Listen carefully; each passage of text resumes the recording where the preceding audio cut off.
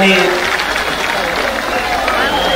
दादांचं स्वागत। सगळ्यांनी दादांची सूचना आहे। संपूर्ण या ठिकाणी आता मार्गदर्शनाला सुरुवात होणार आहे।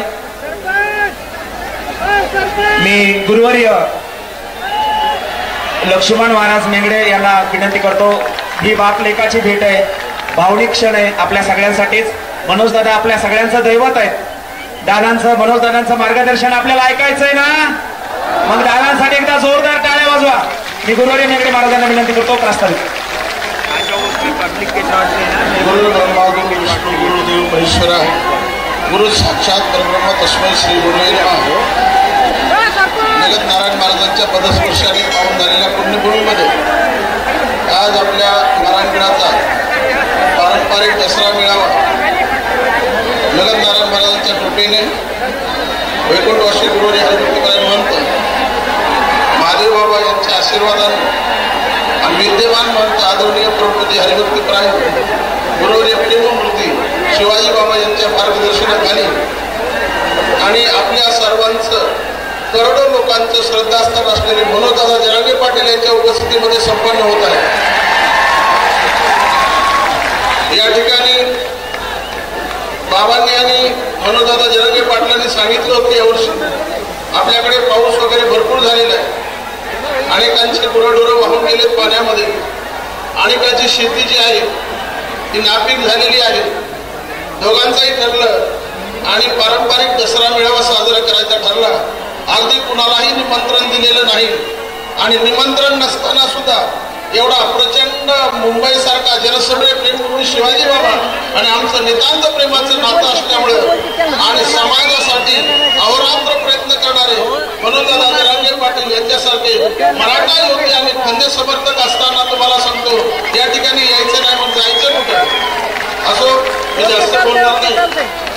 न बोलवता जर एवढा समाजाचा जनसागर उसळलेला आहे तर या दोघांनी जर आवाज दिला असता तर मला वाटतं मागच्या वर्षीपेक्षा जास्त लोक या ठिकाणी हजर झाले असते। तरी पण या ठिकाणी आलेल्या सर्वांना दसऱ्याच्या हार्दिक शुभेच्छा देतो। एक गोष्ट सांगतो, ध्येयाचा ध्यास असल्यानंतर श्रमाचा त्रास होत नसतो। यांच्याकडे मराठा समाजासाठी आरक्षण देण्यासाठी वेळे झालेले मनोजदादा जरांगे पाटील यांची ताकद बरोबर नसताना सुद्धा ते गडावर आपल्याला संबोधण्यासाठी हजर झालेले। मी एकच सर्वांना प्रार्थना करतो, विनंती करतो, एक महत्वाची गोष्ट सांगतो।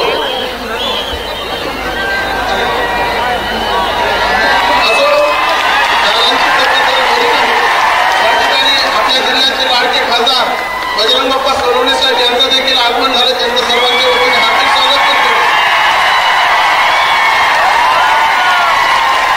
समय लंबा है दोस्त जमाते रहिए, समय लंबा है दोस्त जमाते रहिए, हात मिले या न मिले दिल मिलाते रहिए, एवढा शुभ संदेश देतो। या ठिकाणी गणाने दोन शब्द बोलण्याची दिली, त्या संधी दिली त्याबद्दल बाबांचं ऋण व्यक्त करतो आणि दोन शब्द म्हणून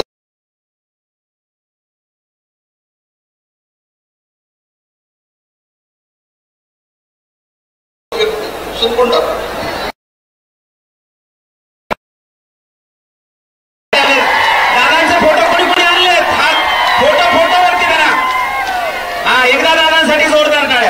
यानंतर गडाचे महंत मूर्ती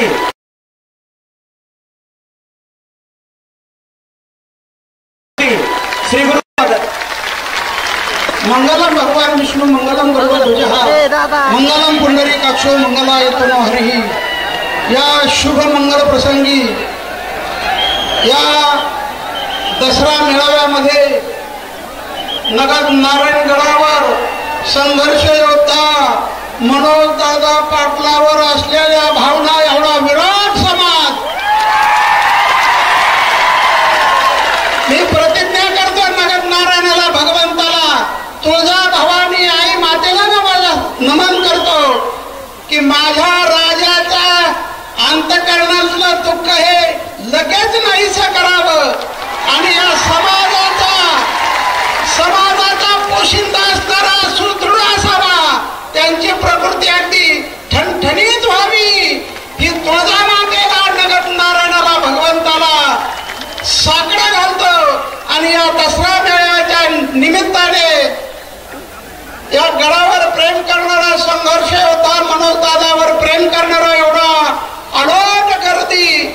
दसरा मेळाव्यासाठी उलथलेली आहे.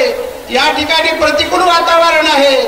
आमच्या पाटलाने आम्हाला सांगितलं यावर्षी साध्या पद्धतीमध्ये दसरा मेळावा साजरा करायचा, कारण शेतकरी अडचणीत आहे, पूरग्रस्त अडचणीमध्ये आहे.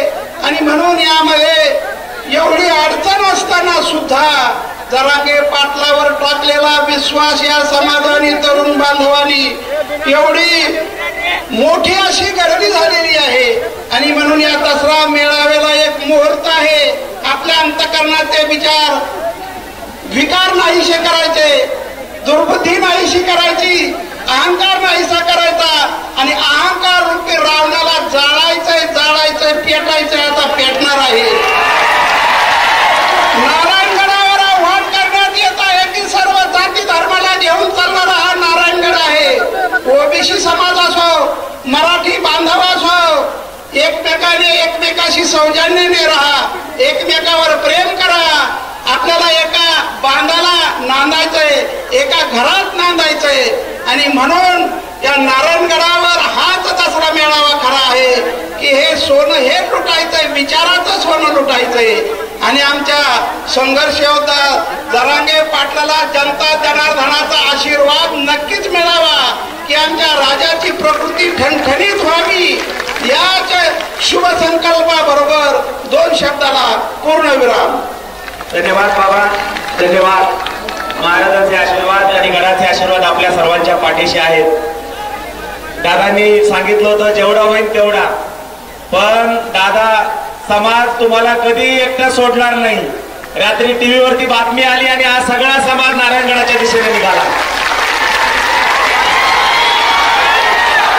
जोरदार टाळ्या वाजवून आपला योद्धा आपल्यासाठी लढतोय ना.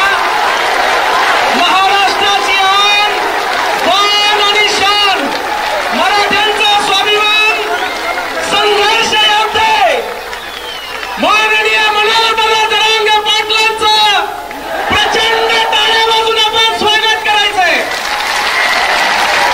प्रत्येक वादळ पेल्यांनी माझ्यात आत्मविश्वास आहे. पायाखाली जमीन, पाठीशी आकाश आहे. मातीमध्ये पाय रोवून मी सह्याद्री सारखा चाललो आहे. जाऊन सांगा त्या वादळांना तुमची मनोहरदादा जरांगे पाटील यांच्याशी गाठ आहे. आपल्या महाराष्ट्राचा स्वाभिमान, गोरगरिबांचा, सर्वसामान्यांचा बुलंद आवाज आणि ज्या दसऱ्या मेळाव्याकडे संपूर्ण देशाचं लक्ष लागलंय अशा पारंपरिक ऐतिहासिक दसरा मेळाव्याला महाराष्ट्राला संबोधित करण्यासाठी माननीय संघर्ष योद्धे मनोहरदादा जरांगे पाटील यांना मी विनंती करतो, आपण जोरदार टाळ्याने दादांचं स्वागत करायचं आहे. प्रचंड टाळ्या, टाळ्या 2 मिनिट टाळ्या वाजवायच्या. यानंतर आदरणीय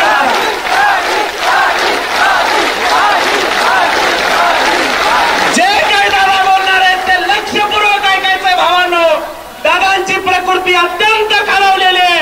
अशा परिस्थितीत दादांना बोलायला लावणं सुद्धा धाडसाचं काम आहे. पण आपला योद्धा आहे, आपलं दैवत आहे, आपलं हृदयस्थान आहे. आता अशी परिस्थिती आहे, दादांशिवाय आपण राहू शकत नाही आणि आपल्याशिवाय दादा राहू शकत नाही. असं हे आई आणि लेकराचं नातं तयार झालेलं आहे.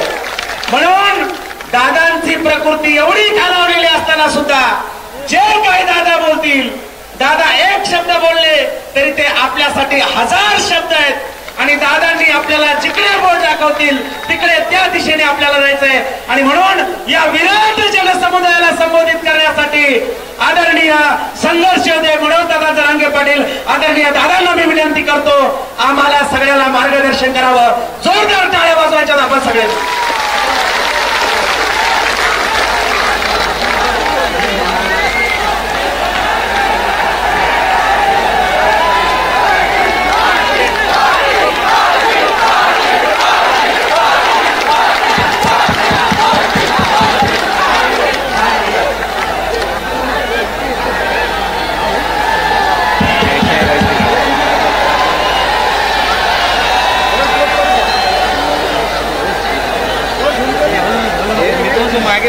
मागे सर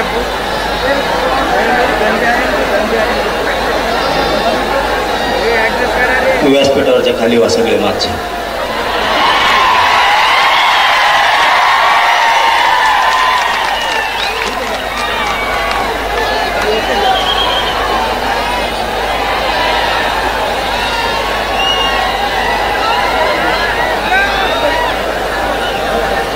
हिंदवी स्वराज्याचे संस्थापक राजे छत्रपती शिवराय, हलू नको ना तो मागे जा बाहेर. राजमाता मासाहेब जिजाऊ, धर्मवीर छत्रपती संभाजीराजे, कॅमेरा हलतो. महाराष्ट्राची धाकटी पंढरी श्री क्षेत्र नगर नारायणगडाच्या चरणी त्रिवार नतमस्तक होतो. आपल्या नारायणगडाचे मठाधिपती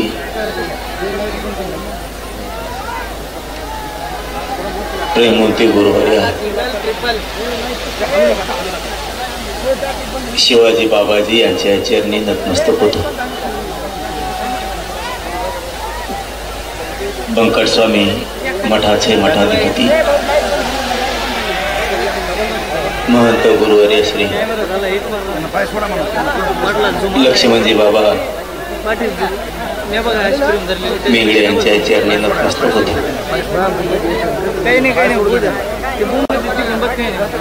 आणि नारायणगडाच्या कुशीत जमलेल्या राजकीय सामाजिक शेतकरी सर्व माझ्या बांधवांना मानाचा यशोरा.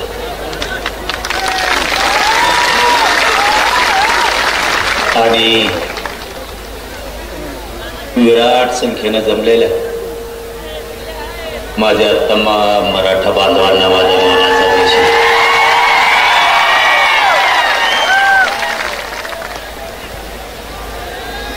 आज खासदारांपासून आमदारांपर्यंत सगळेच बांधव या पवित्र नारायणगडाच्या कुशीत येऊन तुम्ही तुमचं मोठेपण सिद्ध केलं, त्याबद्दल तुमचं सगळ्यात अगोदर धन्यवाद. मला मायबापावर त्रास होतो बोला. आपला गड नगद आहे म्हणून ताकद मिळते. जशी मला मिळाली तशी माझ्या शेतकऱ्याला पण मिळाली. लय वेदना आहेत, शरीरात लय त्रास आहे. मी तुम्हाला ही गोष्ट सांगितली होती, आठवतात बघा. एक 5-6 महिन्यापूर्वी तुम्हाला मी गोष्ट सांगितली होती, प्रत्येक माणसाला सांगितली होती की मी थोड्या दिवसाचा पाहुणा आहे.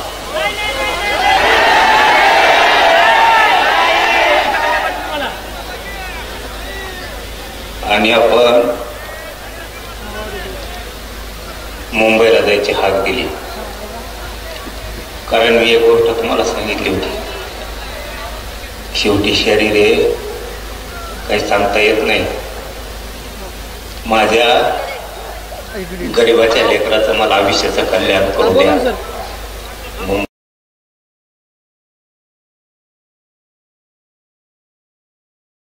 मुंबईला चला. पूर्ण जम केले सर. मी आहे तोपर्यंत माझ्या समाजाच्या लेकराला आरक्षण दिलेलं मला बघायचं. माग कुणी हटवू नका, कुणी माग सरकू नका, अशी संधी कोणा सोडू नका. हे मी तुम्हाला सांगितलं होतं. तुम्ही आता साथ दिली तर माझ्या समाजाच्या लेकरा बाळाचं मी आयुष्याचं कल्याण करू शकतो. आणि तुम्ही मुंबईला साथ दिली आणि 75 वर्षात लढाई जिंकलेली मराठ्यांनी, GR घेऊन मराठ्यांनी लढाई जिंकली.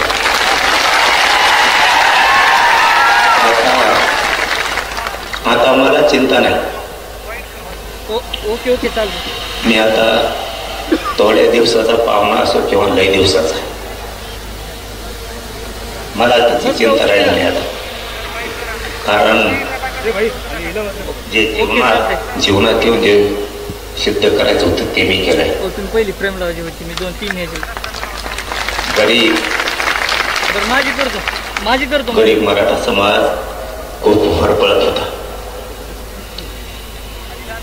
तो होरपळताना बघवत नव्हता. मी कधी ओके ओके करतो ते. नाटक केलं नाही.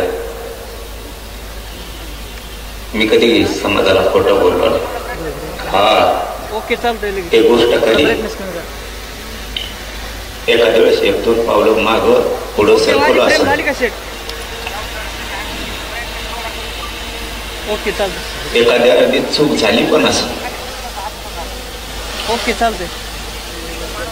पण मला दिसत होतं ओके समाज लई तडफडतोय. लेकीवाडी हलू नका कॅमेरा. पोरं बाळ जर मोठे करायचे असले तर शेती बरोबर त्याला आरक्षणाचा आधार देणं गरजेचं. आणि तुम्ही हल्ले ना रात्रंदिवस माझ्या समाजाचा हट्ट होता, इच्छा होती त्याच्या लेकरा बाळाला नोकरीपासून शिक्षणापासून लाभ राहायला लागू. त्याने केलेलं कष्ट त्याच्या डोळ्यात एकटा. या 6 करोड मराठ्यांचे लेकर सुखी समाधानी राहावेत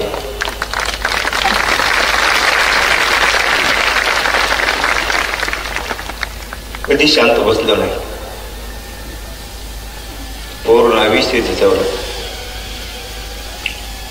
आता मला काही वाटत नाही. खूप जणांनी सातारा संस्थान म्हणजे पश्चिम महाराष्ट्र आणि हैदराबाद गॅजेट म्हणजे मराठवाडा.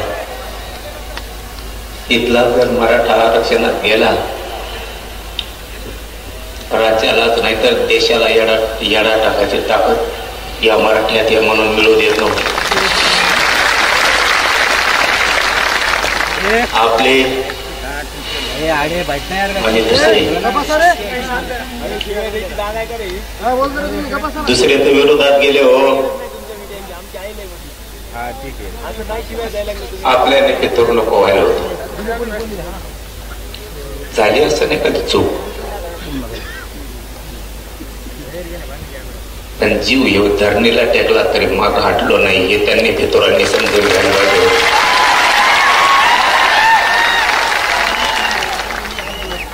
लढणारा मी आहे,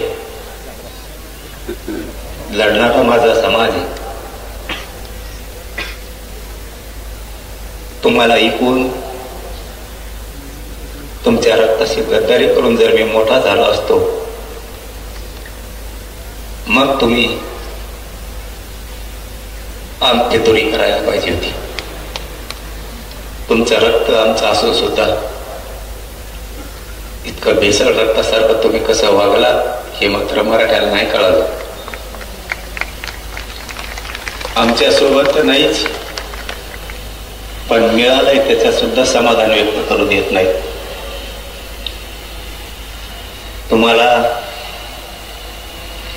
आयुष्यात काय देता नाही आलं. एक सांगू का, 45 वर्षाची लढाई जे काहीच करता नाही आलं याला. पांढरे कपडे घातले आणि मोठ्या गाड्यात हिंडले. फक्त टीव्हीवरती बोलले आणि पुस्तकं वाचले. याच्यातच यांनी यांचे मोठेपण आणि मर्दानगी गाजवली. समाजाला यांना काय देता नाही आलं. मी आणि माझ्या गरीब मराठ्यांनी एका वर्षात 58 लाख लोकांना आरक्षण दिलं. 3 कोटी मराठी आरक्षणाला घातले. मी आणि माझ्या गरीब मराठ्यांनी पुढच्या वर्षात मराठवाड्याचा हैदराबाद गॅजेटियरचा जार घेतला आणि पश्चिम महाराष्ट्राचं सुद्धा गॅजेटियर घेतलं. 2 वर्षात सगळा मराठा आरक्षणात घातला.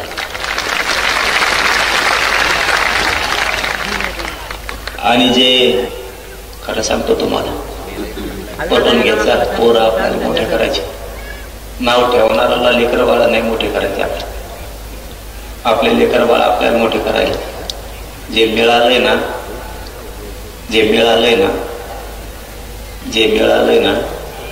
ते पण खूप मिळालंय. गावाचे गाव निघायला लागले, राहिलेले निघते. समाधानी राजा, ओताळ वागायचं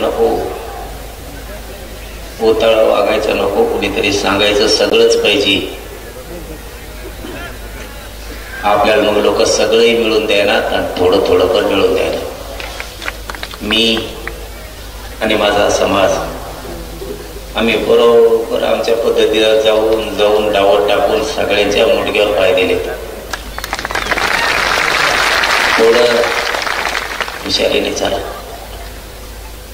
खाताना विचार करा गरम आहे का गार झाला. नको बरं, समाज डुबल असं वागायला नको. आपण दसरा मेळाव्याला जमतो, सभाला जमतो, अंतरवालीत जमतो, मुंबईत जमतो, मजा म्हणून नाही. सांगितलेला तुम्ही विचार सांगितलेला मी जपून ठेवायचा आणि मी सांगितलेला तुम्ही जपून ठेवायचा, तरच मोठे होत नाही. तर काय अर्थ नाही. नुसता आलो, बसला, इकडं तिकडं फिरला, झाडाखाली गेला, पुन्हा सभात येऊन बसला. मराठ्यांनी चतुर हुशार व्हायचं, टंगळ मंगळ बंद करायची, बावचाळ्यावरी वागायचं बंद करायचं, लई समाज पुढे न्यायचा. एक शब्द सांगतो तो आज पक्का घेऊन जायचा इथं. मराठ्यांनी यापुढं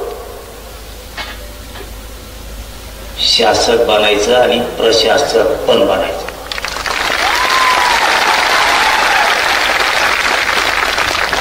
मराठ्यांनी डोकं लावून हुशारीनं शासक बना, प्रशासक बनवा. शासक जर बनला, कोणाला मागायची गरज नाही पडणार. शेतात काम करता करता, घरात काम करता करता, व्यवसाय करता करता, शेतीचं काम करताना, नोकऱ्या करताना शासक बनायच्या डोक्यात राहते.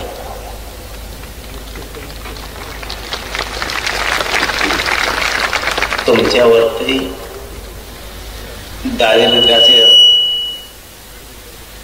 दारिद्र्याचा आलेला गंज जर काढायचा असला, तुम्हाला शासक बनावं लागणार आहे. कुणी डोक्यावर हात फिरेला, कुणी हातात हात दिला, कुणी चहा पाजेला म्हणून आपण मोठे नाही होणार. या दसऱ्याच्या निमित्तानं सांगतो, जातीला सांभाळायचं असलं, जातीच्या अडचणी दूर करायच्या असल्या तर तुम्हाला शासक बनावं लागेल. आणि प्रशासकही बनावं. प्रशासनात एवढी ताकद आहे, दादा जरी असला तरी हात जोडून प्रशासनासमोर उभं राहावं.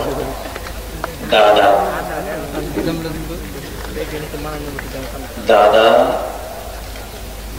त्याला प्रशासनापुढे हात जोडून उभा राहावं. राजकीय नेता असला तरी हात जोडून उभा राहावं लागतं. गुंडा असला तरी राहावं लागतं. 2-3 उदाहरणं सांगतो. तुम्ही जर PSI बनला, त्याला प्रशासन म्हणायचं. तुम्ही तहसीलदार, PSI, SP, कलेक्टर जर बनला, कसलाही दादा तुमच्या पुढे हात जोडून उभा राहील. ही लेख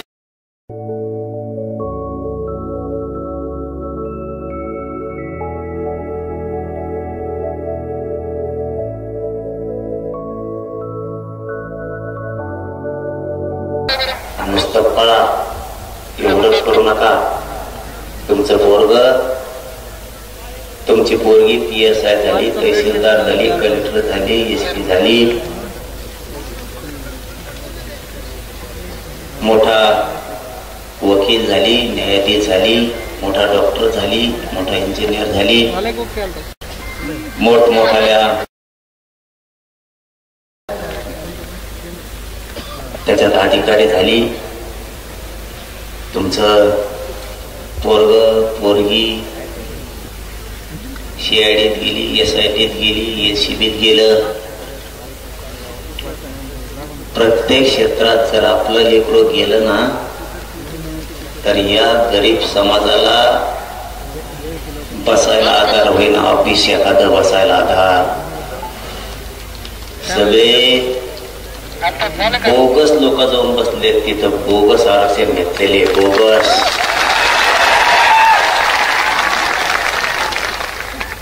हाय का डोकं ठेक्यात तुमचं?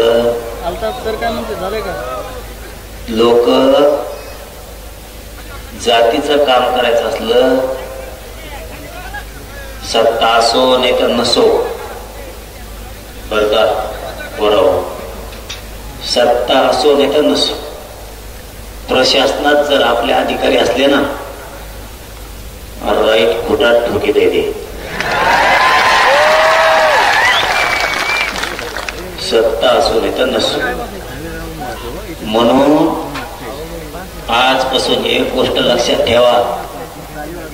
आता आपल्याला प्रशासनात लोक घालायचे, खूप पोराने पोरी अधिकारी करायचे प्रत्येक क्षेत्रात.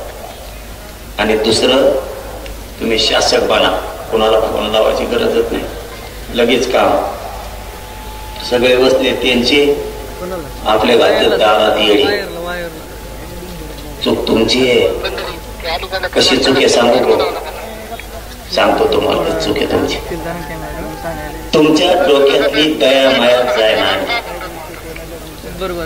तुमच्या डोक्यात किडे पडले, किडी. तुमच्या डोक्यातली दया माया जायना. एखाद्याने जर आपल्या जातीचा अपमान केला, बोलायचं काही व्हायना, पण मरूस तर त्याला झटका दाखी द्यायचा. मरूस तर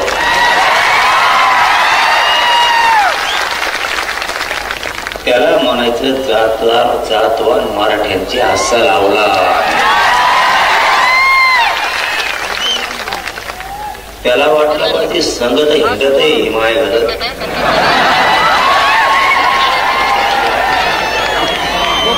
पण इतके माया जवळचे लोक फोडून येणे मला पाळलं कसं? तुम्हाला कडवट बनावं लागन. एक उदाहरण म्हणून सांगतो बा, मी बंद करतो थोड्या वेळात. आता बोलू का? शेतकऱ्याचा राहिला आणखी नारायणगड देशातला ऐतिहासिक दसरा मेळावा असा आहे की त्याने शेतकऱ्यासाठी लढ्याचे निर्णय घेतले. ते पहिला दसरा मेळावा आहे.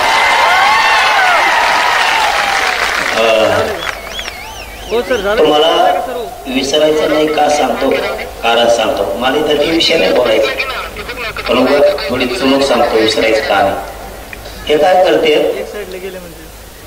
निवडणुकीच्या आधी थोडा आपल्याला डोची देते आणि डोचेलं की मी तिकडून उत्तर देतो आणि मी उत्तर दिलं की 3 ते 4 महिने गप बसतो. त्याचा अर्थ समजून घ्या. दिले नका म्हणू त्याला. नीट काय बोलतोय ते ऐका. ते तिकडून असं एक शब्द आपल्या काळजाला लागण असा बोलते, जसा की गुलामीचं गॅजेट म्हणणारे माकड.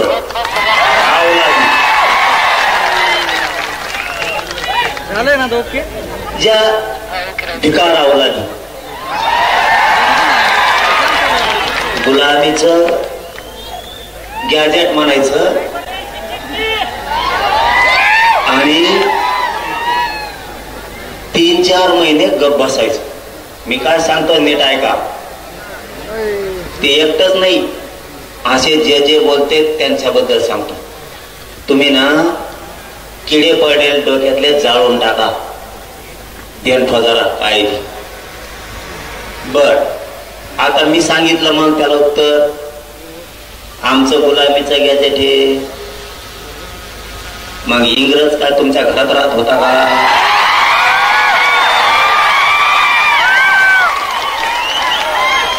तुमच्या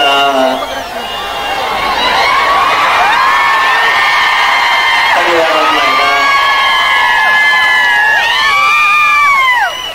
ऐका रे, ऐका ना, मी काय सांगतोय ते ऐका. अर्थाचे गैरअर्थ करते, त्यांच्या घरात राहतो का म्हणजे तरी ते दुसराच अर्थ काढते. तसा अर्थ नाही मा, तसा अर्थ नाही. अर्थ नीट समजून घ्या. मी गडावडे, अर्थ नीट समजून घ्या. त्यांनी सांगितलं आमचं गुलामीचं गॅजेट हे.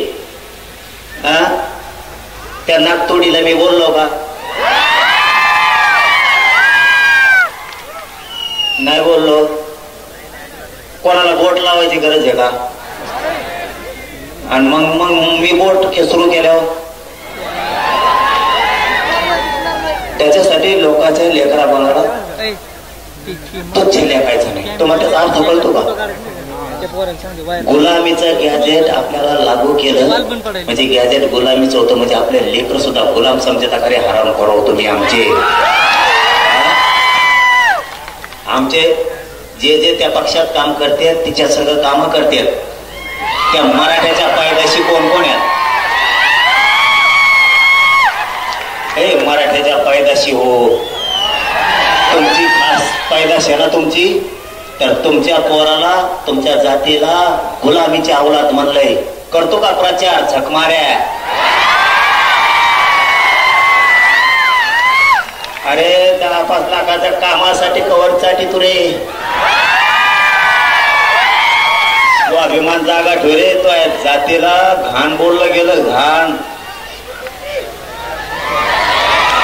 तुझ्या जे जे तिथं त्या पक्षात तिच्या सोबत काम करतात त्यांच्यासाठी सांगतोय. खास तुमच्या अवलाद जर मराठीची असली ना आता, तर तुमच्या मराठीच्या लेकराला गुलाम म्हणलंय, गुलाम.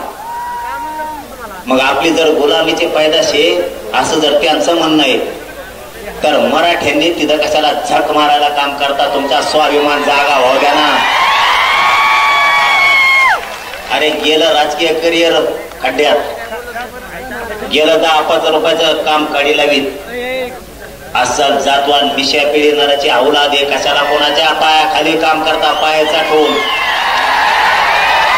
आता त्यांनी काय सांगितलं, गुलामीचं गॅजेट कशाला लागू करता? मोगाचा प्रश्न अर्धवट राहिला, तुम्ही तिसरं जोडीता म्हणून सांगतो. मग आता आमचं गुलामीचं गॅजेट हे निजामचं. बर ठीक. मग इंग्रज काय तुमच्या परिवारात राहत होता का घरात राहत होता? त्याचं कारण काय? तुमचा परिवारातला आहे का त्यो? निजाम आमच्या परिवारातला नाही म्हणून गुलामीच. मग आता इंग्रज ह्यो तुमच्या परिवारातला आहे का म्हणून 1931ची जनगणना घेतली, तुम्ही त्याच्या जीवावर आरक्षण घेतलं. तुम्हाला त्यांनीच आरक्षण दिलं इंग्रजाच्या जनगणनेनं. इंग्रजाच्या जनगणनेनं आरक्षण दिले तुम्हाला. मग तुम्ही कोण असं आम्ही म्हणायचं का? म्हणलो नाही, म्हणलो नाही. आपण तुमच्यासारखे बिघडलेल्या रक्ताचे नाही. म्हणलो नाही, म्हणणार नाही. म्हणायचं का असं म्हणलो. तुम्ही डायरेक्ट म्हणले आम्हाला, पण आम्ही म्हणायचं का म्हणलो. बर, याच्या पुढे जाऊन आम्ही असं म्हणलो का की बाबा आमचं गुलामीचं गॅजेट हे. मग तिकडं राजस्थानला अकबर बादशाहकडून पळून आला, तर इकडं तुम्ही निजामाची चाकरी करायला लागला. आम्ही असं म्हणायचं का म्हणलो नाही का? म्हणलो नाही. ए भेद पेत नसतो. शिकायचं नाही. गप बसलेलं म्हणून गप्पेत. तुम्ही फक्त फेसबुक व्हॉट्सअपला लिहू शकता. ज्या दिवशी सुरू होईल ना त्या दिवशी तुम्हाला बी कळेल. हो काही बोलता माझ्याकडे नीट करायची ताकद आमच्या मराठ्यात आहे. काही बोलता.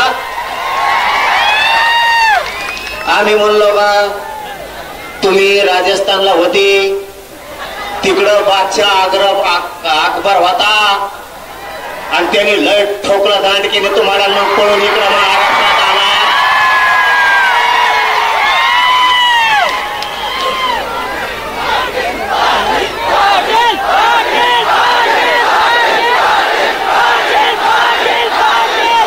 आणि मग तुम्ही निजामाच्या जाणारा संभळणाऱ्या बनलात.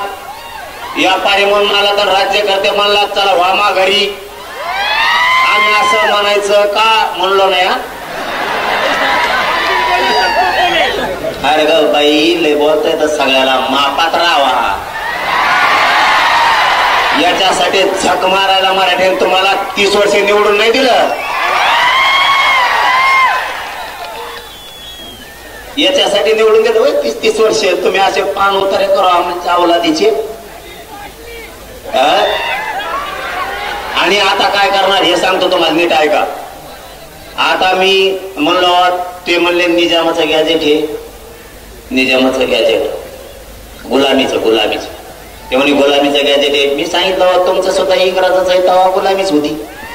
तेव्हा कुठं स्वातंत्र्य होतं असं बोललो. आता तेवढं काळजावर पान हल्ला बरं का आपल्या. तुम्हाला डोके किडे जे पडले म्हणून तुमच्या डोक्यात ते सांगायलो ते किडे मारून टाका लवकर. किडे तुमच्या डोक्यातले हे काय करते हळू जिवारी वार करतात आपल्या. आणि मी बोललो का 2-3 महिने गप बसते. आपल्या लोकांना काय वाटतं माहितीये का जाऊ दे रे चुकलं असं काय होतं बोलतानी आता नाही बोलणार इथून पुढं. अरे हे बदलणारच नाही. त्याच्यामुळं दया माया थोडी कमी करा. जे ज्याला मराठ्याचं तिकडून उभा राहील खप पाडायचे. तेव्हा ह्या आपल्या जाती नीट राहत्या. तेव्हा आपले नीट वागायचे. तेव्हा हे हुजरीगिरी करायचं बंद करते. आणि जेव्हा आपण पाडायला सुरू करतो ना तेव्हा ते मराठ्या सगळं नीट वागायला सुरू करते. कळालं डाव ते आपल्याशी. अरे आपल्या लेकरा बाळाला डायरेक्ट म्हणले राव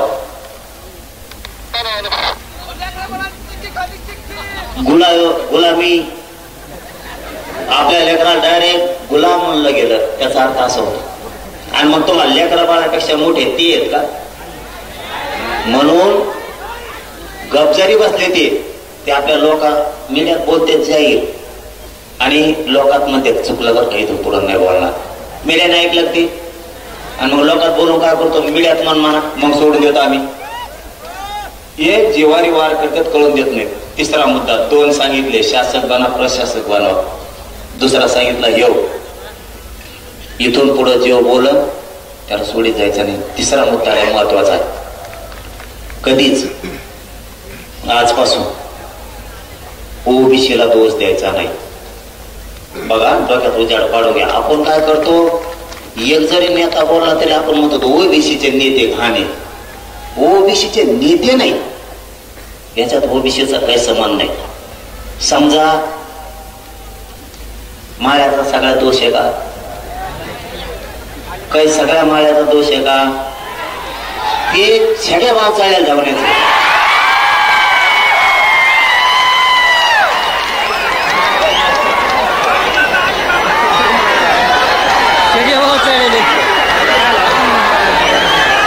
त्याला काय करायचं आता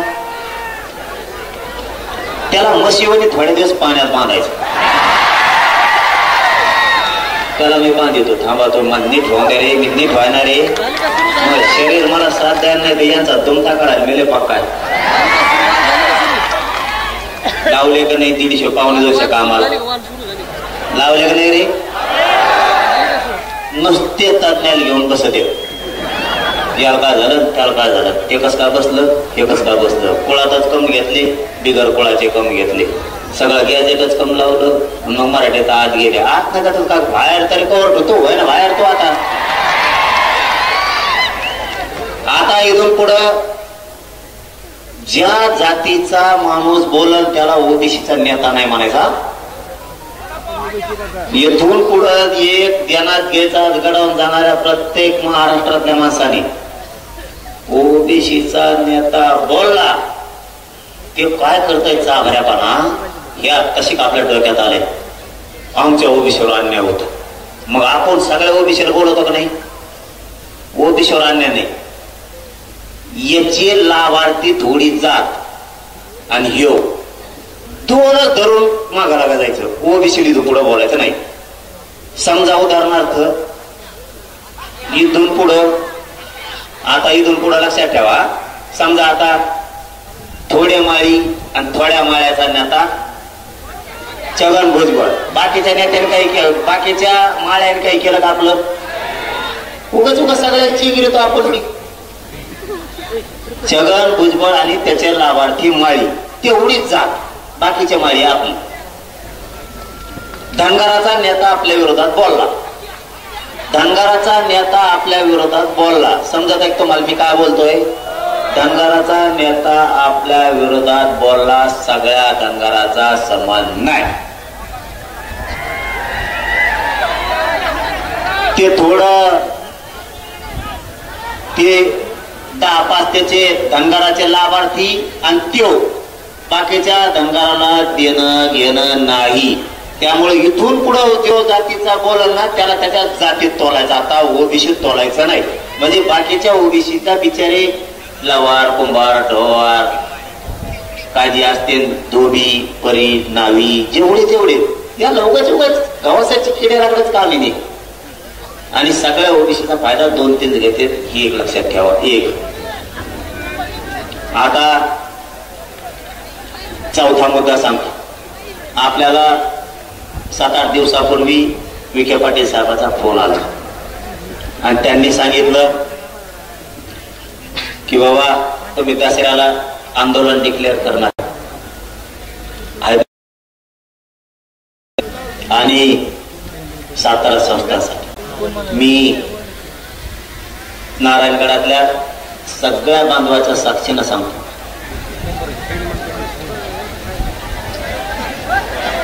काय रे खाली बसा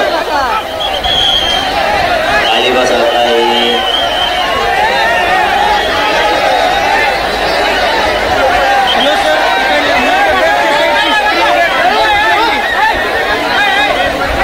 काय रे करायचं सोडू शांततेनं ऐका. एक 15-20 मिनिटात सगळं उरकून घेऊ आपण. 15-20 मिनिटात सगळं उरकून घेऊ. शांत राहा. लय महत्वाचे विषय. आणि मग विखे पाटील साहेबांचा फोन आला. शांत बसता का? नाही तर मला सांगा काय मी नीट करू शकतो आणि दुसऱ्याचा जर असला तर घरात जाऊन नीट करू शकतो. माया नादी लागायचं नाही. तुम्ही 12चे तर आम्ही 14चे. जास्त भानगडीत पडायचं नाही. शांत राहून द्यायचं. मराठ्याचा असल टाकली फिकली असली चढून दे थोडंफार, पण दुसऱ्याचं जर कोणी असं ना वळवळ करत असं ना घरात घुसवून हाणायची ताकद आहे. घरात घुसवा लय सहन केला भाऊ, लय लोकांनी त्रास सहन केला. 75 वर्ष माया मराठ्याच्या. तुला काय सांगावं? कसल्याने यायचं आमच्या आईला घोडा लावून जायचं. बासरे त्याच्यासाठी जीवन नाही. तुमच्या हातात जे आहे ना तितकं धारदार आमच्या सुद्धा हातात आहे. तुमची जशी भाषा तसं आमची वागायची तयारी आहे. तुम्ही आमच्या लेकेबाळीला जगू देणार, तुम्ही आमच्या पोराला जगून देणार, तुम्ही आम्हाला आरक्षण घेऊ देणार, नोकऱ्या खाऊन देणार. माझलात का दादागिऱ्या करून? दादागिरी तुम्हाला वाटतं तुम्हाला दादागिरी? आमच्या दादागिरी नाही. आमच्या तुमच्या ताकद आमच्या तंगडीला फिरून दगडा वापरायची तयारी. ते बाकीचे नाटक फक्त शिकायचे नाही. मला वाटतं नको समाज मोठा आहे, मागा लागला, आखडणार नाही, म्हणून मी आपला गप गप गप गप घेतोय. हे गोळगोळ इतर भर मुठभर नाही तर आणि गोळ गोळ गोळ गोळ गोळ गोळ आम्ही जाऊ द्या म्हणतो. आपला एखादा डोका जरी फुटला तरी आपण म्हणतो जाऊ द्या. त्यांना वाटलं भेट येत नाही. भाऊ फुटाण्याला सुद्धा सापडायचं नाही तो फुटाण्याला. मला उगाच जे काही बोलायचं ते बोलायला लावू नका. विषय चालला, विखे पाटील साहेबाचा फोन आला. त्यांनी सांगितलं पाटील दसरा तुम्ही म्हणला दसऱ्याला ये. मला संडासच लागल्यावर झालंय. मुंबईत गेल्यापासून असा धाक पडलाय. अर्ध मंत्रालय मुंबईच्या बाहेर गेलत. म्या बळद बळद बळद धाडस लावून कॅबिनेटदारच्या हातात हे आणि त्यो जार कॅबिनेटना काढलेला. कुठला जार काढताना कॅबिनेटना काढावं लागतं. आणि एखाद्या जर उपसमितीने काढला, उपसमितीला अधिकार आहे का नाही काढायचा हेही बघावं लागतं. जर उपसमितीला एखादा जार काढायचा अधिकार आहे तर ते कॅबिनेट असावायला लागते. उपसमिती सगळे कॅबिनेट हे. त्यामुळं विखे पाटील साहेबांनी सांगितलं पाटील गावागावातल्या समित्या नियमांच्या राहिल्या, थोडं शिबिर पण घ्यायचे राहिले, त्यांना सविस्तर सांगायचं काही अधिकाऱ्याच्या लक्षात येत काहीच येत नाही. म्हणलं ठीक आहे, खरं सांगा फक्त. म्हणलं मी माया मराठा नारायणगडावर बोलत. ते म्हणले फक्त अतिवृष्टी JR प्रमाणे मराठ्यांना आरक्षण दिलं जाईल. ठीक आहे म्हणलं मग म्हणू का निर्यात. ते म्हणले मान.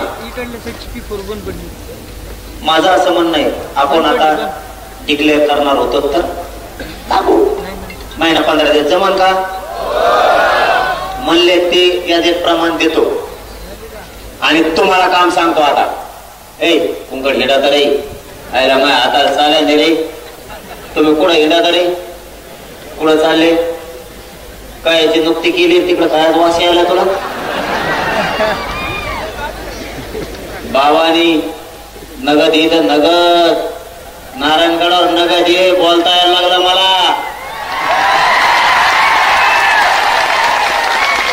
मला चालता उठता येत नव्हतं. संभाजीनगर पासून डोळ्याला धाडा होत्या माहीत थोडी असतात. इथं लय शक्ती अपार बाबा. इथं सोपा नाही. इथं जर खोटं केलं ना कार्यक्रम होतो हो माणसाचा. इथं नगद ये. इथं लई येडेव करीत जाऊ नका. माय हात जोडून तुम्हाला विनंती आहे. गड मानला असं आपण म्हणायचं हा बाबा तसंच. नगद ये नगद. आणि आपली प्रतिष्ठान आपली इज्जत आपणच वाढायची रे भावा. आपल्या गडाची इज्जत आपणच वाढायची. रुसायचं नाही, फुगायचं नाही. रुसलं तरी बाबाकडे यायचं, सांगायचं मी तुमच्यावर रुसलो. मग तुमचं पटलंच नाही. बाबाजवळ पायावर जायचं, बाबा सांगायचं मी रुसलो. आणि बाहेर जाताना म्हणायचं रुसा सोडून दिला. सोडून दिलं म्हणायचं मी दाटून रुसलो होतो. वागायचं शिका. वागावं लागल. सांगतो तुम्हाला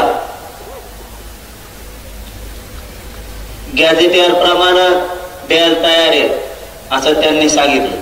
पण तुम्हाला एक काम सांगतो तेवढं का. महाराष्ट्रात सारखे आडनाव असणारे लोक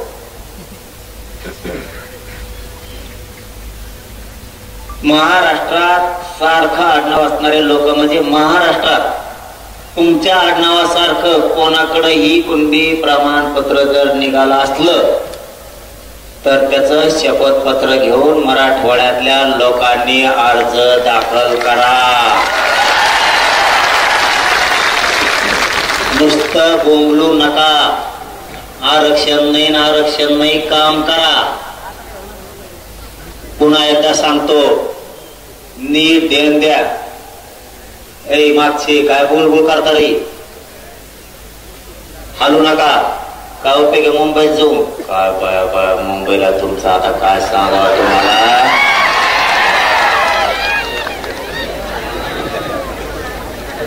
तुमच्यासारखं आडनाव असणारे, ज्याच्याकडे कुणबी प्रमाणपत्र असेल त्याला फोन करा आणि विचारा तो कुणबी प्रमाणपत्र निघालं का? तो आडनाव सारखंच आहे. त्याचं कारण सांगतो. तुमचं आडनाव जसं आहे तसंच ज्याच्याकडे महाराष्ट्रात कुणबी प्रमाणपत्र असेल ती तुमची भावकी आहे. 1 2 तुमचे त्याचे नाते संबंध आहे. 3 तुमचं आणि त्याचं कुळ एक आहेत ना ठेप्यावर सगळे. अर्ज कवा करता रे? नुसते म्हणता आरक्षण नाही, अर्जच करेना. मला दिवाळी दिवस सगळ्यांनी अर्ज केलेले पाहिजे आणि जर त्यांनी नाही दिलं तुम्ही अंतरवली द्या. सांगा इथं माया आडनावासारख्या माणसाचं प्रमाणपत्र होतं, त्याची नामची भावकी आहे, त्याचं नामचं कुळ आहे, त्याचं नाते संबंधित पण अधिकाऱ्यांनी दिलं नाही. मी जाणून तेव्हा अधिकारी जा. प्रतिज्ञा पत्र लिहून घेताना हेच तर महत्वाचं. काय उपयोग आहे? प्रतिज्ञा पत्र लिहून घेताना ज्या माणसाकडं कोणती प्रमाणपत्र आहे तुमच्या आडनावासारखं त्याचं कोण प्रतिज्ञापत्र लिहून घ्या की हा म्हणजे कोणती प्रमाणपत्र ज्याच्याकडे त्याने लिहून द्यायचं. हा माझा भावकीतला आहे, हा माझ्या कुळातला आहे, हा माझ्या नाते संबंधातील आहे. याला शिक्षणासाठी, नोकरीसाठी, शासकीय योजनेसाठी माझ्या कुणबी प्रमाणपत्राच्या आधारे याला कुणबी प्रमाणपत्र देण्यात यावं. कारण तो तुमच्या भावकीतला झाला, कुळातला झाला, नात्यातला झाला.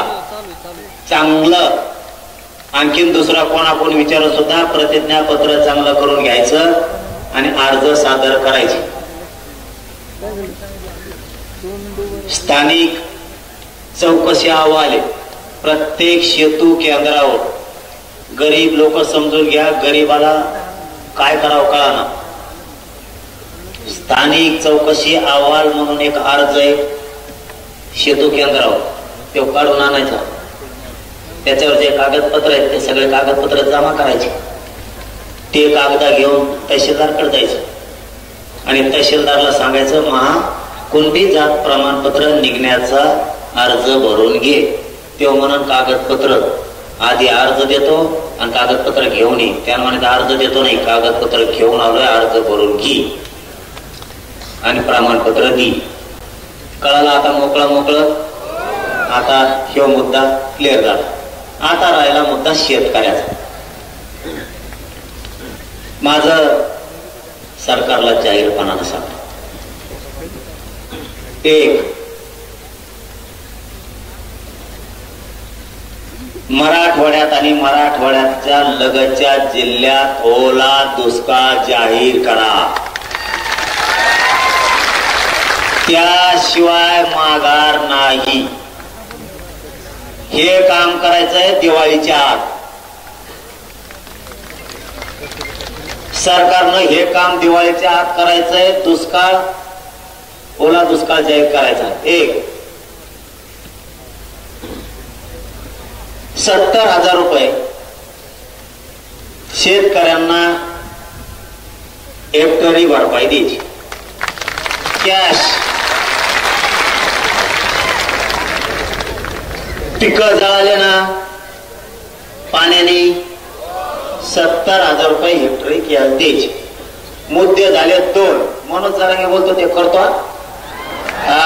त्यामुळे तुम्ही मुद्दे ध्यानात ठेवा. आता तुम्ही समजायचं आता मात्र शेतकऱ्यांची खरी फाईट सुरू झाली.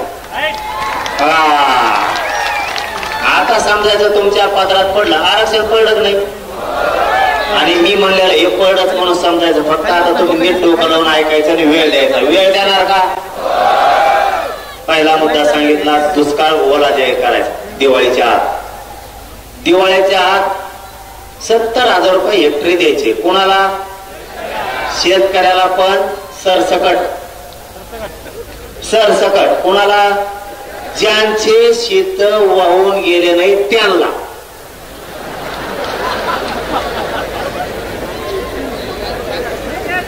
शेत वाहून गेले नाही त्यांना म्हणजे त्यांच्या शेतात पाणी साचलं, पीक जळून गेलं, म्हणजे त्याचं 70,000 रुपये हेक्टरी नुकसान झालं.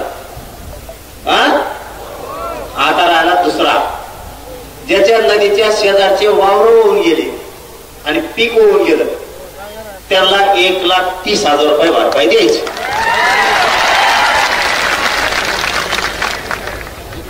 आपला असंच असतं. तज्ञ नाही ना, अभ्यासक नाही, कोण नाही. त्या अभ्यासक भांगार सगळ्या दुरायचे कुंकड काही सांगायचं तर आपल्या हिशोबाने बरं गरीबाला मिळत. तज्ञ नको ना, अभ्यासक नको, तिकडं पुस्तक नाडीत वाचित बस म्हणा वड्यात. ज्याचं शेत वाहून गेलं आणि पीक पण त्याच्या बरोबर गेलं, त्याला 1,30,000 रुपये द्यायचे. हे झाले 2 काम. आणि तिसरं काम, ज्याचे जनावर वाहून गेले, ज्याचा कांदा वाहून गेला, त्याची सोयाबीन वाहून गेली, त्याची बाजरीचे खळे होणार होते वाहून गेले, त्याचे सोनं वाहून गेलं, त्याचं धान्य वाहून गेलं, यांना शेतकरी सांगल तसा पंचनामा करून 100% भरपाई द्यायची.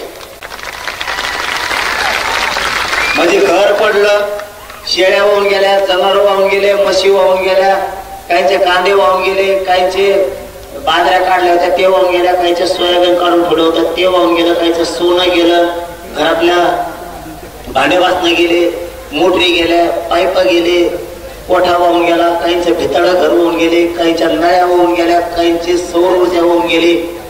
जेवढं वाहून गेलं तितके पैसे एवढे द्यायचे. हे झाले 3. हे झाले 3. आता चौथं, शेतकऱ्याचे 15 रुपये कापायचे ठरले ऊसाचे.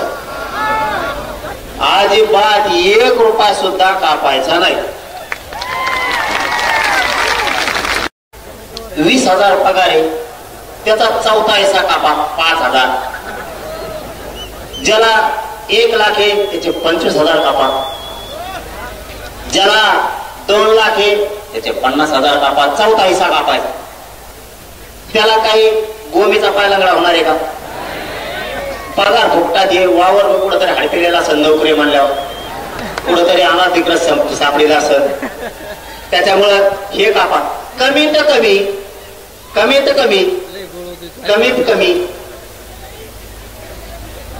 4-5 लाख अधिकारी असतील नोकऱ्यावाले सगळे. 10 लाख, या 10 लाखातच जवळपास 1,000 कोटी रुपये जमा होते. एक प्रत्येक राजकीय पक्षाकडे हे करायचा.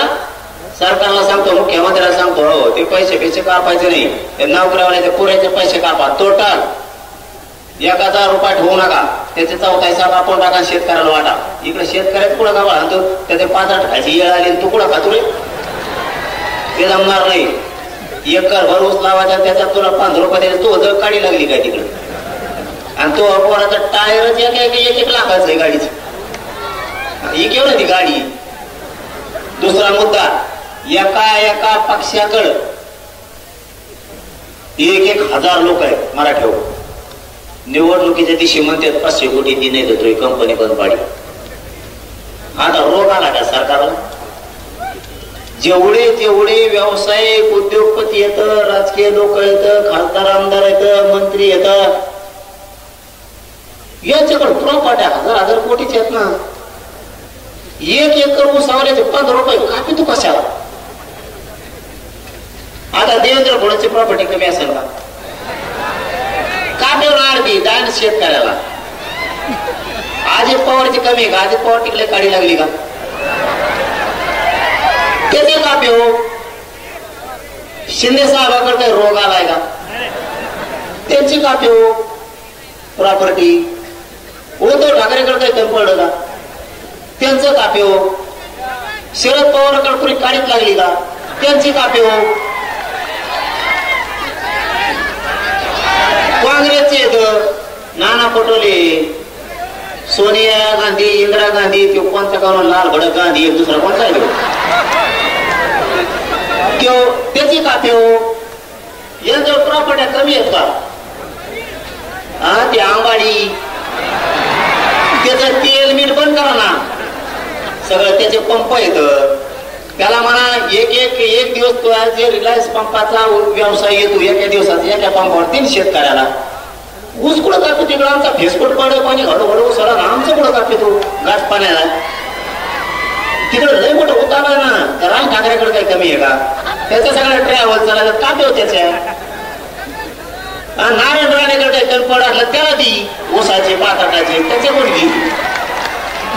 मग विजयकडे येतं, मोहिते घराणे येतं, निंबाळकर घराणे, चव्हाण घराणे, देशमुख घराणे येतं.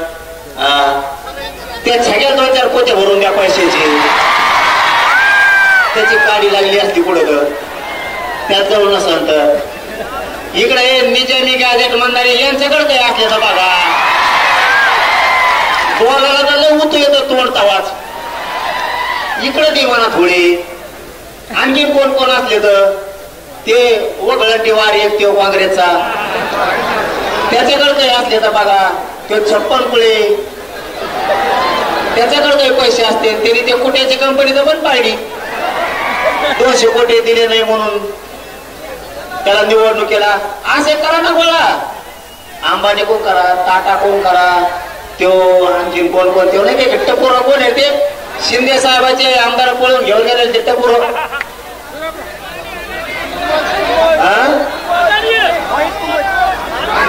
ते नाही उंटावले नाकाच ते कंबोडा कंबोडा काय नावन कुंकोण आल्यात पायदशी. त्याच्याकडे मार माझा पैसा आहे, काढा नाही. कंबोडा का काय कोण काढून शिंदे साहेबाची सीट घेऊन पळून गेला कंबोडा. इतकं पुरं इमानात बसतो तर काढत बाहेर आज इतकं उच्च. हे आमच्या शेतकऱ्याला लुटूस तर ह्या किती कंपन्या आता टाटा आहे ते लय येतं, आता बजाजवाले येतं, आणखी मारण्याचे आलेत ना, त्यांचे कोण घेणार? हे जमतं का? निवडणुकीच्या टायमाला पैसे घ्यायला उद्योग होते खूप. हिऱ्याचे माणिक मोत्याचे व्यापारी येतं, आमचे जैन मारड येतं. मस्त होता आला ते हमेशा हमेशा कवा शिराज वाटत लोकांना एवढं पैसे वाटा म्हणा. आओ पटेल, आओ पटेल, आओ पटेल. पटेल गेलाच उधार घ्यायला तिथं झाक मारायला. पाटील या पाटील या पाटला दिलं 5-5 जणांना उधार घेऊन बोकांडी टाकलं त्या मारड्याने आमच्या. याचा सगळं 3 रुपये शाकडा. आपला म्हणतो तू 5 होता रे, 3 दिला, 3 दिले. तो थोबाड हाणलं पाहिजे, 3 दिले, 3 दिले. तुम्ही कवा डोकं सुधारणार आहे तुमचं कवाने? आता त्यो एक तो मुसलमानात हिरो कोणता ती टीव्ही नाही घेतो ते नंबर 1 ला आलाय पैशाला तर जगात. शाहरुख खान, शाहरुख खान. हा तो देशात नंबरला 1 ला आला. तीन म्हणा इकडे जरा. हा हे नाही का जमत मुख्यमंत्र्याला?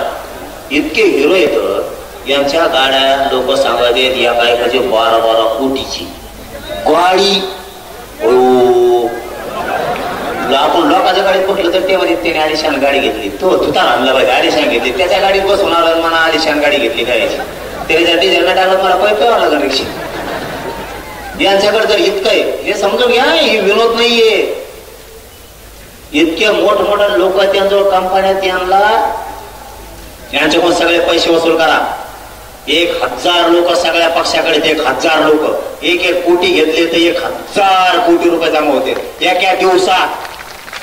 मुख्यमंत्र्याला जमत नाही घ्या करायला, शेतकऱ्याला द्यायला. हे झाला मुद्दा क्लिअर. एक सांगितलं ओला दुष्काळ पगार काय देते ते एका दिवसात. आपलं आपल्याला द्यायला लागले. हे आपल्याला द्यायले. मुख्यमंत्री देवस्थानाला पैसे मागते, देवस्थान 1-1 कोटीची मदत करते. अरे बाबा तुमच्याकडे गाडी लागली का?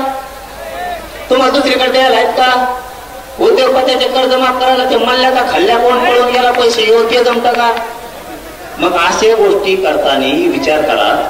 आपला पहिला मुद्दा घ्या, मुद्द्यावर येऊ. हे बस रे मुद्द्यावर येऊ. तो का बिलाडील का देवेंद्र फडणवीस तंबाखू खाली तोंडात इतक्या लोकात तंबाखू खाल्ली होतो का चाबरा जाऊ नाही रे पिसून तरी द्यायचं नाही कापारा कापारा ठेवायची पाटणला ठेवली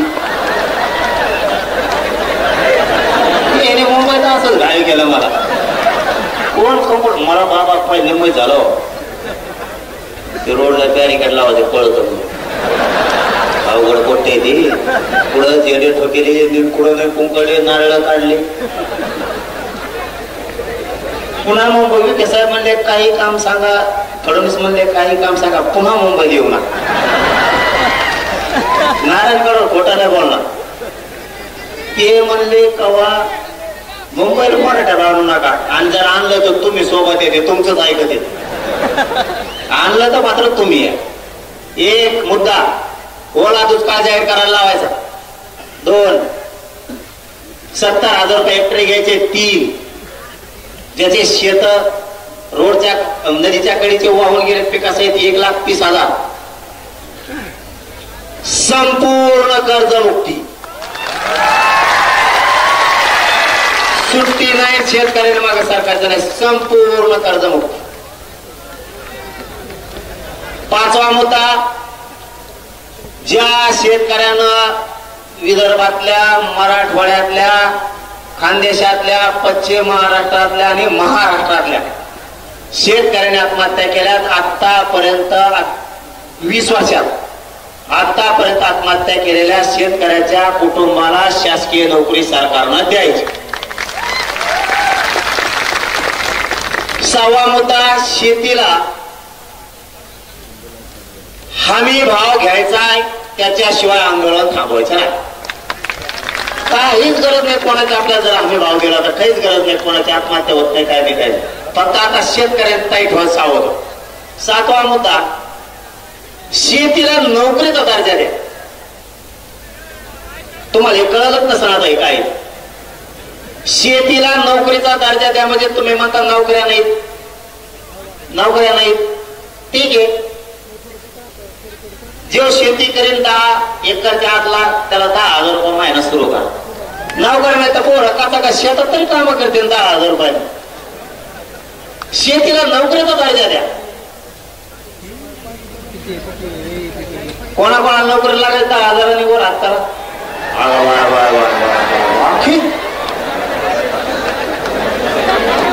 मग आहे का नाही चांगली मागणी आपली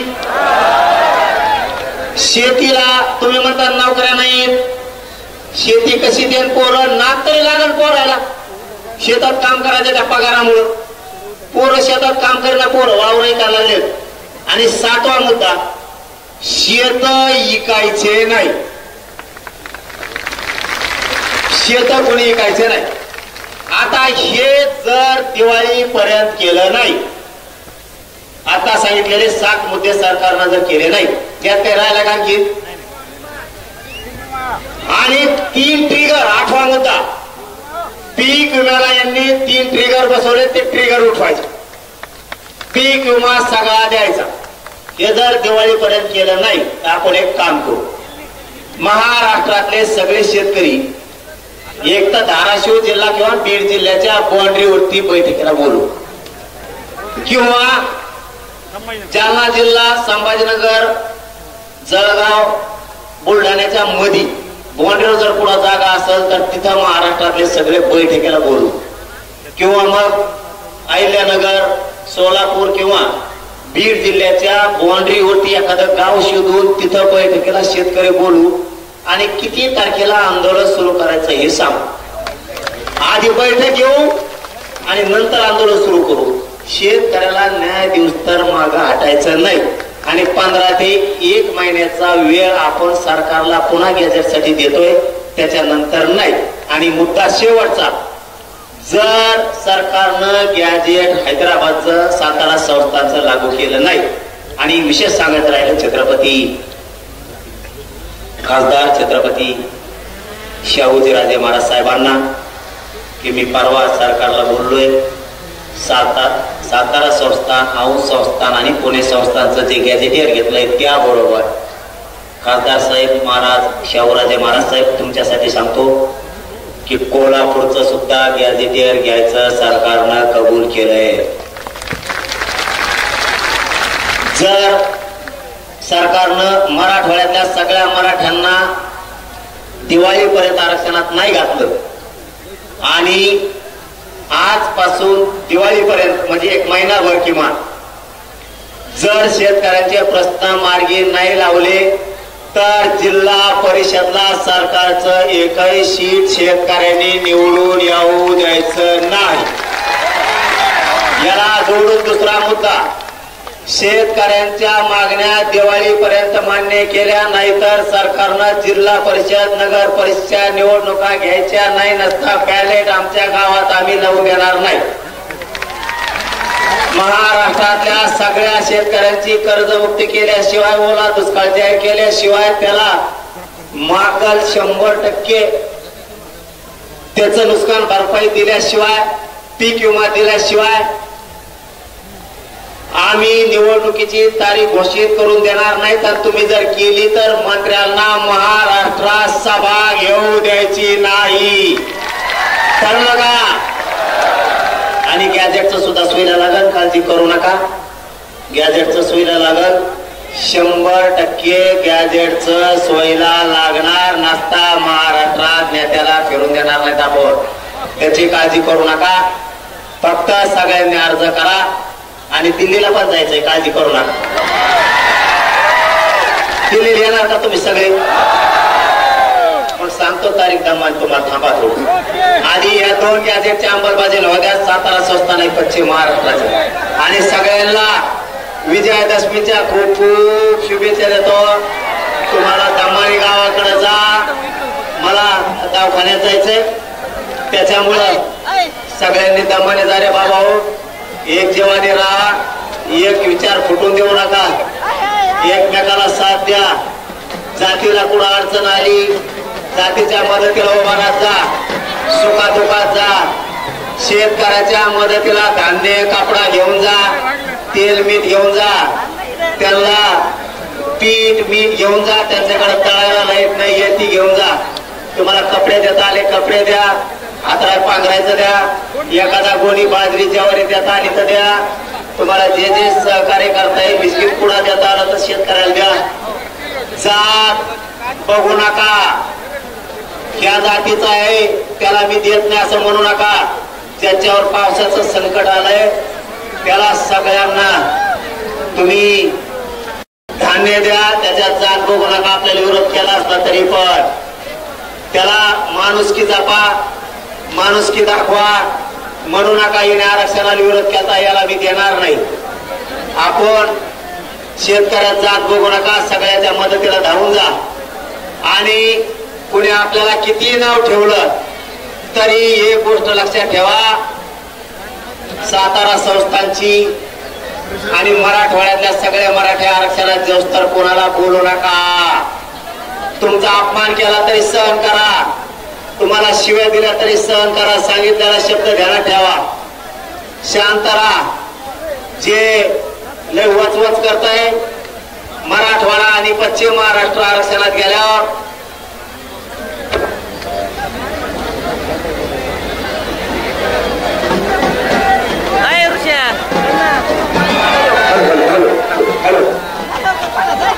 कोणी जर आपल्याला त्रास दिला, त्रास सहन करा, माझा ऐका. गरज आपल्याला मराठवाडा आणि पश्चिम महाराष्ट्र आरक्षणात जोस तर एखाद्या शिया दिला, त्रास दिला तर सहन करा. लय वळवळ करतोय का एखादा? पश्चिम महाराष्ट्र आणि मराठवाड्यातले मराठी आरक्षणात गेल्यावर पहिला नंबर त्याचा लव, त्याची 0. पण आता ती वेळ नाही. आणि एक महत्वाचं सांगतो, यांना पुत्र सुद्धा विचारित नाही म्हणून आपल्या विरोधात बोलते. त्यांच्या अंगावर जाऊ नका. घेण्यात देण्याचं संरक्षण लावायसाठी तसं करते ते. संरक्षण इकडून तिकडून हिंडाव, यांना त्यांच्या जाती सुद्धा किंमत नाही. पण आपले लोक त्यांच्या अंगावर गेल्यामुळं त्याला ते संरक्षणासाठी करतात, फोकसला यासाठी करतात, मीडियात राहण्यासाठी करतात. त्यांची काही अवकात नाही, त्यांना काही महत्व नाही, त्यांच्यात लाच पण नाही. समजून घ्या रे बाबा हो. इकडे येते बोंबलते मग आपण त्यांच्या मागे लागतो, त्याला लागत संरक्षण. आणि त्याला कुत्रही चिरीत नाही. तेव्हा 3-4 जण लय मजा येईल त्यांची. पण मराठी एकदा आरक्षणात जाऊ द्या आणि मग बोलून टाक म्हणा.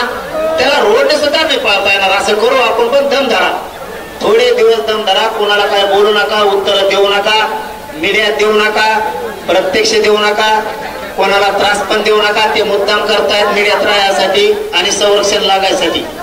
आणि तुम्ही फक्त शांततेत घ्या आणि कोणावरही विश्वास ठेवू नका. आपण गरिबांनीच आपल्या गरिबावर विश्वास ठेवायचा आणि गरिबांनीच लढाई जिंकायची. तुम्हाला लई मोठा करायचं. मला आणखी मी तुम्हाला लई मोठा करणार आहे. तुम्हाला आणखी गरीब मराठ्याला सत्तेत घालायचंय. मला सत्तेत ज्या दिवशी तुमच्या हातात काय आभार येईल तेव्हा तुम्ही चांगल्या नेत्याचा 30-40 वर्षाचा बदला घेतात. तुम्ही म्हणता तेव्हा लई येडे करत होता, आता सत्ता मायात हे तो खोटाच उपयोग झाला. त्यामुळे एक विचारी राहा, विचार फुटून देऊ नका. हाक मारली की येत जा. मला आता दवाखान्यात जायचंय. धन्यवाद. तुम्हाला खूप खूप शुभेच्छा. जय शिवराय. धन्यवाद. यानंतर राष्ट्रगीतासाठी उभा राहा. एक पुस्तकाचं प्रकाशन दादांच्या हस्ते होत आहे आणि लगेचच दादांवर संघर्ष नावाचं पुस्तक प्रकाशन झालेलं आहे. टाळा वाजवा सगळ्यांनी. आणि जे चालतंय त्यांनी सगळ्यांनी राष्ट्रगीतासाठी उभं राहायचं. राष्ट्रगीतासाठी दादाला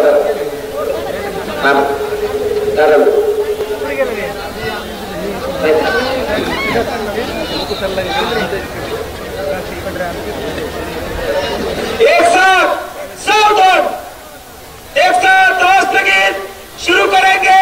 शुरू कर.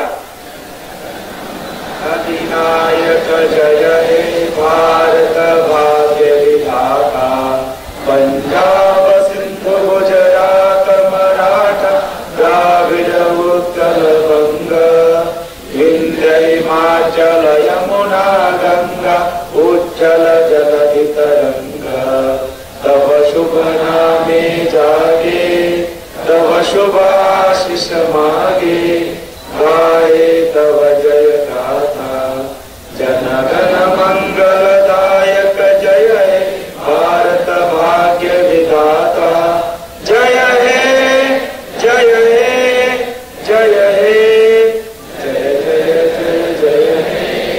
भारत माता की, भारत माता की, भारत माता की. जगत नारायण महाराज की. यानंतर गंगाधर राणा काळभोरे पाटील आभार व्यक्त करतील. आभार. तब्येत खराब असताना आले, त्यांचा आभार मानणार नाही, परंतु दादांची एवढं सगळं असताना हे केलं, त्यामुळे त्यांच्या ऋणात आपण कायम राहू आणि कायम त्यांच्या आपण साथीला राहू. आज त्यांना आपण सगळे शब्द देऊ. आज आपला त्यांना आभाराचा शब्द आहे. आलेल्या सगळ्या बांधवांचं, दोन्ही महाराज असतील, नारायणगडाचे सगळे पदाधिकारी असतील, या सगळ्यांचा आभार. आणि विशेषतः सर्व जनता आली, सर्व बांधव आले, खेड्यातून आले, ग्रामीण भागातून आले, त्या सगळ्यांनी